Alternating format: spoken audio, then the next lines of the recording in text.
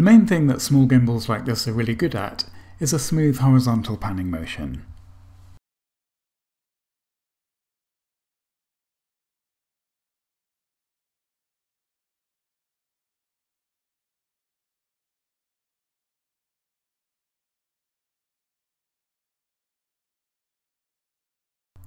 You can see both in this clip and the previous one, dynamic range is quite limited, although the auto exposure does at least act quickly.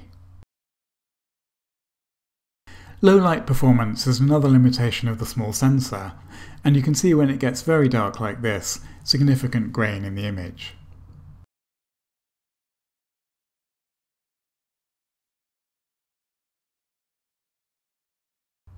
When it comes to walking and running, you do see significant vertical bobbing, although it's certainly a lot smoother than you would get without a gimbal. But my favourite feature is motion time-lapses.